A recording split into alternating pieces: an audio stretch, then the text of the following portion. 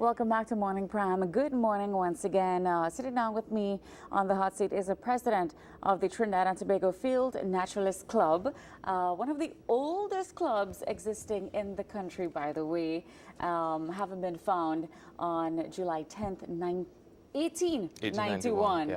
Yeah, so it had some inactivity in between 125 years, right? Yeah. Around there. Next year. Good morning. Going out to you, Chris Today. Of course, Chris is, as I said before, the president of this club. First of all, give us a little history, a background. Why was this club started? By whom was it started? Well, the club was, as you said, founded back in 1891. Our 125th birthday is going to be next year.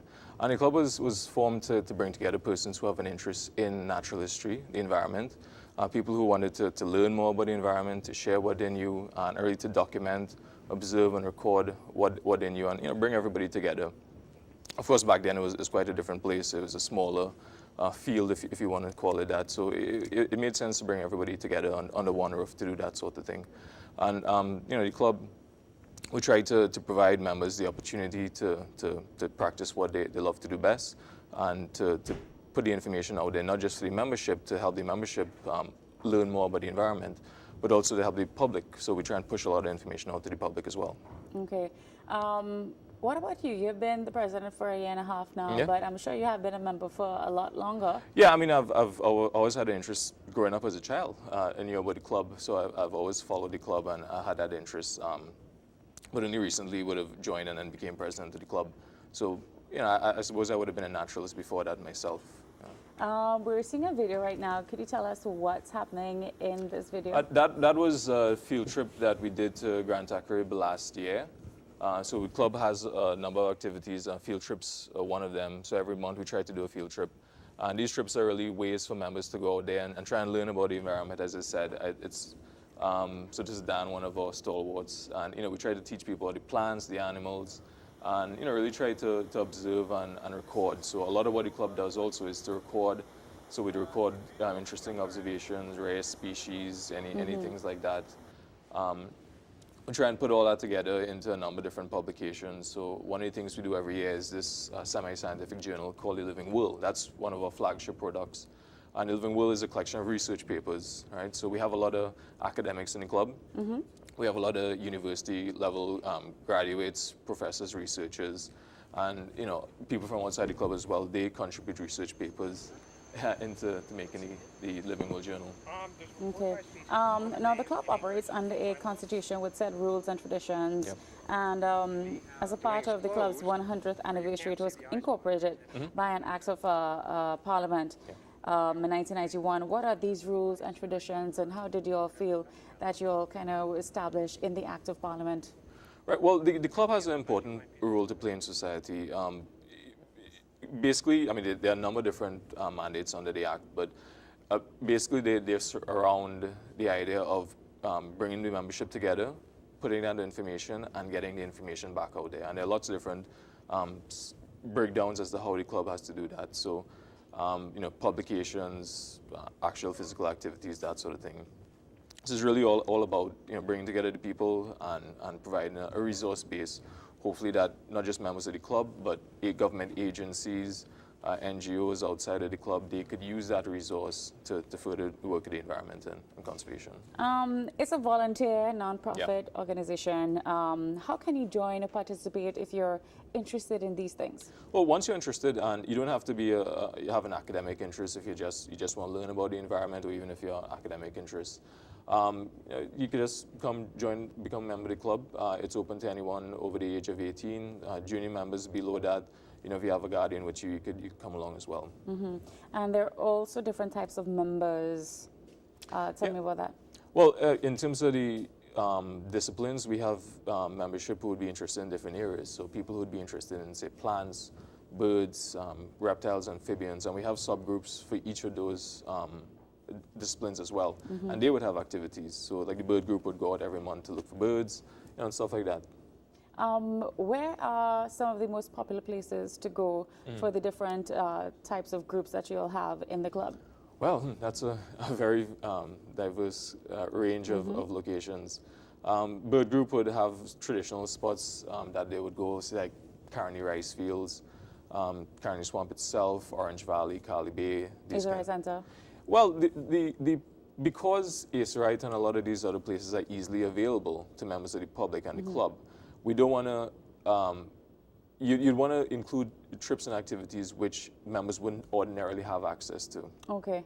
Right, so, things like that. You don't want to be different and unique, well, remember, the purpose is to give members the opportunity to do these things. Yeah. And if they could do it outside of that, we rather try and stick to things that they can't, or it'll be more difficult for them to do by So themselves. then the members have, added advantage of being a member because you get to do, so many different things that you can't really do not being a member. Yes, and the membership, of course, they have a life beyond the club, so a lot of them are really quite proficient. Even the non-academic members, we have a lot of members who aren't formally trained in a particular field, but they have attained a really high degree of proficiency, and that's really a core part of the club. Okay, let's speak about some of the publications that you all had maybe within the last few years. Yeah, well, I brought one of these. This is the field guide to the butterflies of Trinidad and Tobago that we had produced recently. This was actually... Yeah, you could probably hold it up and they could zoom in. This was a collaboration between a couple different groups. So UE Zoology Museum, Acerite Nature Center, and the Field Naturalist Club. Sponsored and supported by Angus Stewart came together and we produced this little handy field guide here for butterflies. And the idea really is that butterflies, because they're colorful, they're attractive, they're not aggressive, so they form a really a good way to get people interested in the environment. So kids especially love butterflies, and it's easy to get people hooked on the environment using something like this. And then they branch off. So they start with butterflies, they start to get an interest in, say, birds, say, plants, and that fosters a wider appreciation. So it's a nice base. A nice base, a nice starting point. All right. Yeah. One of the popular misconceptions growing up for myself was that butterflies were the colorful ones and the moths were the brown, the darker colored shades. There are lots of say separations that people have made over the years. So they might say moths keep their wings closed, butterflies keep their wings open, their antennae, different things like that. It isn't totally true. The distinction between moths and butterflies is really one of convenience, right? So they're all members of the same larger family. There are butterflies that fly late in the evening. There are lots of moths which fly during the daytime. So it's really just a matter of convenience. And there are lots of colorful moths as well. Right. I know in this publication, in the back, there's also something talking about the species and the number of different types of species that we have in Trinidad. It says home to about 765 species of butterflies. Now, this is, what percentage of Trinidad? Do we have all the species of butterflies in the world? No, far from it. I can't give you an idea how much there is in the entire world, but this is just a fragment of that. We're talking about moths. Moths, it's estimated, moths range in as much as 3,000, right? And that's a fragment of the population. What happens is because Trinidad is so close to South America, a lot of our wildlife, plants and animals, they are South American in origin. So that we benefit from having that wide base of wildlife, but at the same time we are Caribbean, convenient Caribbean countries. That's what also makes us a very nice ecotourism destination. Yeah. Because we're a Caribbean country, but we have a lot more wildlife and diversity than the islands further up the chain. Because the further you go away from the mainland, the less diverse your species count tends to be. Really? So we're just like smack in the middle we're in of a good greatness. Spot. We're in a good spot, and we have to take advantage of that. There are certain plants, flowers that attract butterflies. Yep. So what are those plants and flowers? First of all, you have to break it down into, there are two reasons for that. So butterflies and moths, they tend to be specific in terms of the caterpillars, specific to certain plants. So a caterpillar might only feed on one type of plant, right? So when butterflies mature and they start flying around and feeding, they don't actually need to feed to grow. Butterflies are just collecting energy and maybe a couple of minerals that they might need to reproduce. Mostly life of butterflies in the caterpillar stage. So that if you want to plant, say, things in a garden to attract certain butterflies, you could break it down into the nectar plants for the adult stage, but really more of it should be on the feeding stage, so caterpillars. Okay. Right? But if you want to attract butterflies to the garden, it's fairly easy. Things like lantana, Ixoras, cassia, there are lots of different plants that butterflies are easily attracted to. Okay. I know the club is also connected to and involved with international and regional clubs. What are Yeah. these clubs? Well, we're aligned, say, to the Ottawa Field Naturalists Club, and within the region, we work with different organizations. Like, we'd have members who would work with, say, Birds Caribbean and these other groups. We also do a lot of work with, say, the government agencies. So the government agencies would need someone to liaise with, to provide certain information, field work, that sort of thing. So we would have participated in one of the wildlife surveys that would have been conducted recently, and things like that. And the club is also part of a larger group called COPE. COPE is the Council of Presidents in the Environment. And COPE is really a liaison between the government and the NGOs. Right? So all of the NGOs, well, a lot of NGOs are under COPE, and COPE forms that connection. So there are lots of different ways in which the club, both directly and indirectly, liaises with states and larger bodies. I also want to say congratulations going out to you guys. You all won at least 2 awards. Could you tell me what awards were these 2? You got me there.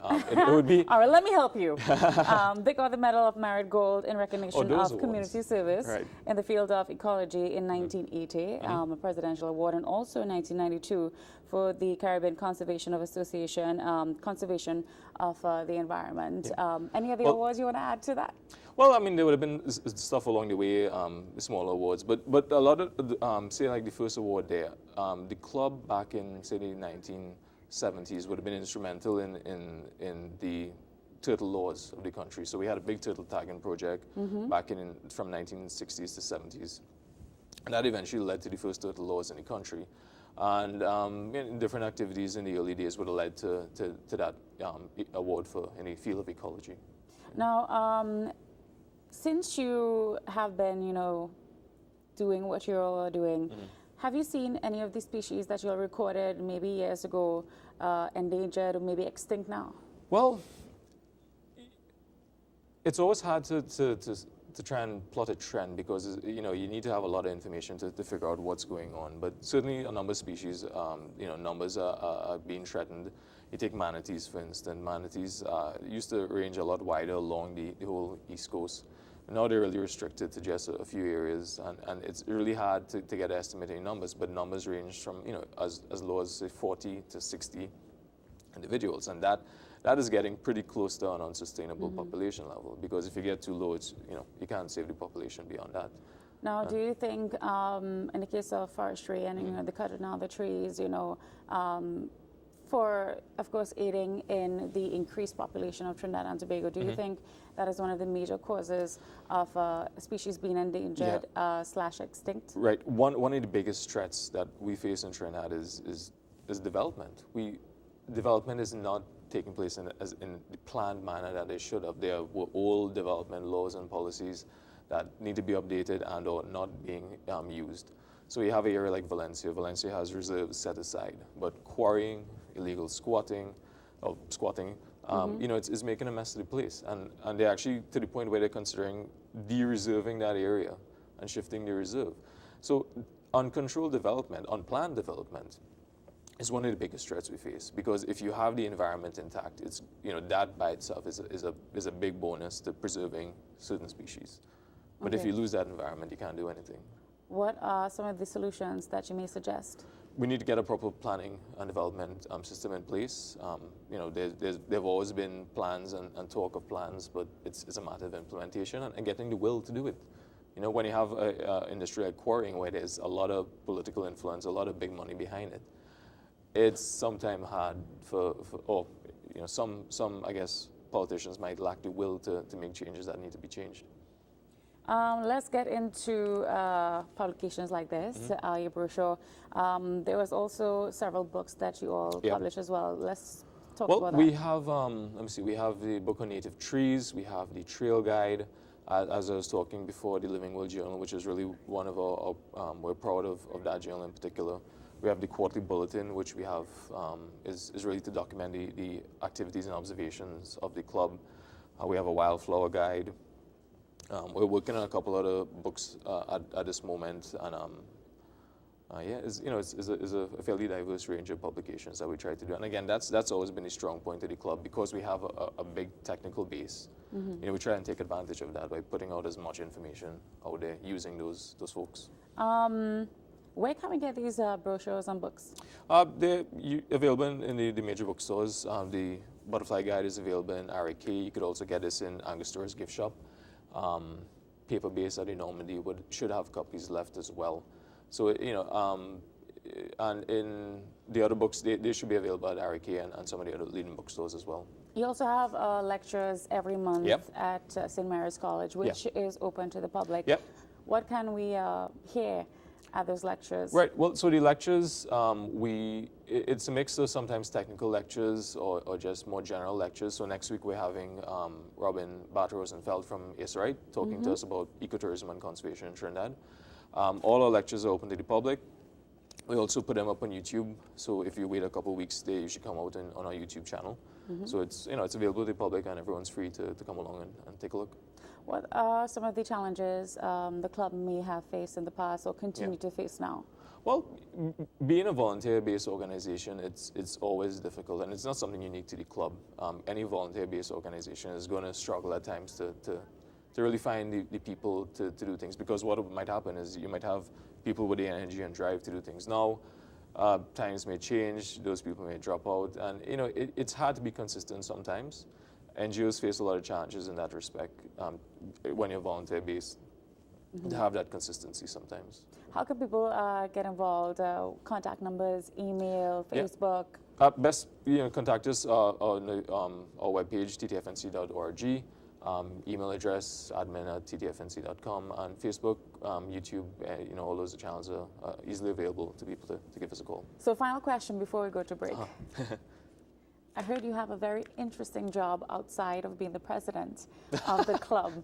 What do you do? I work at a financial institution where I'm working in the research department. Morning, everybody, if you're watching. So it's a kind of funny split. On the weekend I'm out in the bush, and during the week I'm at my desk reading about bonds and countries. So it's it's an interesting split, but it's my life. I like doing it. Now, before we leave, any words of encouragement or positivity towards people who disregard the importance of the environment? It is important. It's a growing problem because people are getting more and more disconnected with the environment. You look at homes nowadays, people concrete their entire backyards, they pitch it, everything. It's important to keep that in mind, because when you get less and less connected with the environment, you stop realizing when there are threats. And eventually it's going to hit us one day. Things from climate change to deforestation, species loss, it's all going to hit us at some point if we keep disregarding it. So, it's important to keep that grounding. It's important to keep that touch with the environment. And of course, to educate the children at a young age, because they're the future generation next. Yes. Correct. Thank you so much, Chris, for being with us here on Morning Prime. For all the information, of course, feel free to go check them out on their website, give them a buzz to become a member, and get those children involved, especially around this July-August vacation time, all right? We will return in a short. Stay right there.